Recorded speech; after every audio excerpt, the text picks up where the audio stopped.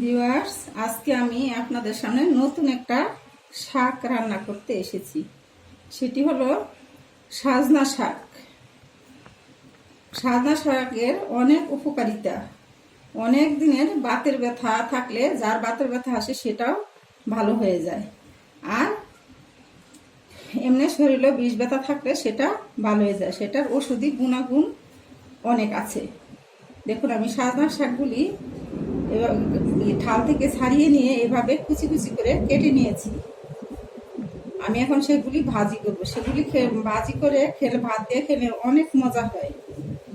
হয়তো অনেকেই জানেন না যে, অনেকেই জানেন যদি সজনায় খাওয়া যায়, কিন্তু সজনা যে শাকও খাওয়া যায় সেটা কিন্তু অনেকেই জানেন না।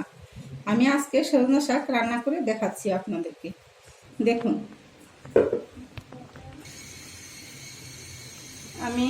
আমি চুলায় কড়াই বসিয়ে দিয়েছি। এখন আমি শুকনো মরিচ ভেজে নিব। কড়াইয়ে সাদা সয়াবিন তেল দিয়ে দিচ্ছি। এটার মধ্যে একটু বেশি সয়াবিন তেল দিতে হয়। আমি এখন মরিচগুলি ভেজে নিচ্ছি। একটু হালকা কালো কালার হয়ে যাচ্ছে মরিচগুলি, তখন আমি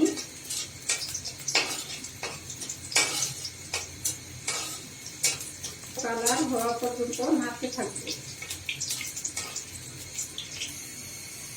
পেঁয়াজ, দেখুন আমার মরিচগুলি ভাজা হয়ে গিয়েছে।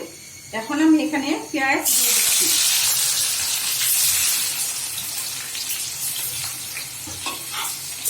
পেঁয়াজগুলি একটু ভেজে নেব, তো হালকা করে ভেজে নেব পেঁয়াজগুলি।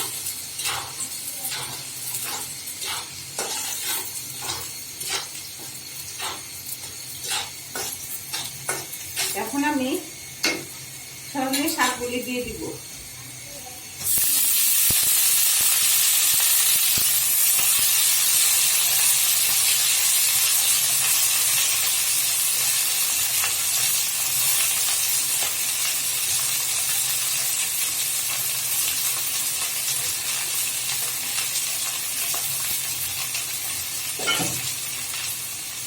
আর স্বাদ মতো লবণ দিয়ে দিচ্ছি।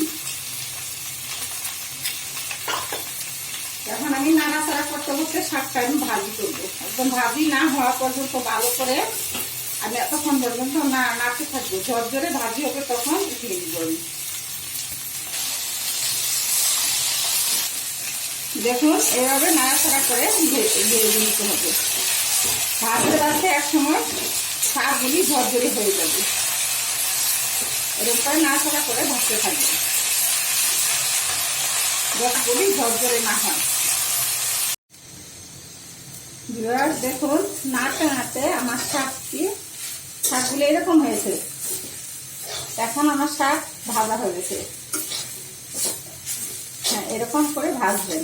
আপনারা চাইলে আরো বেশি ভাজতে পারেন, কিন্তু আরো বেশি, অনেক বেশি ভাজলে যে স্বাদের যে গুণাগুণ, এই যে শাকের যে গুণাগুণটা, সেই গুণাগুণটা থাকবে না। এর উপকারিতাটা নষ্ট হয়ে যাবে। এই জন্য আমি এরকম করে ভেজে নিয়েছি। এখন আমি আপনাদেরকে পরিবেশন করে দেখাবো।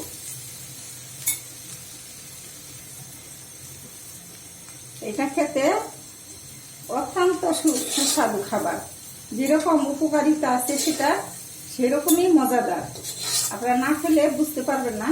সেটা বাসায় অবশ্যই আপনারা ট্রাই করে দেখবেন যে কত মজা, কত সুন্দর, কত ভালো একটি শাক।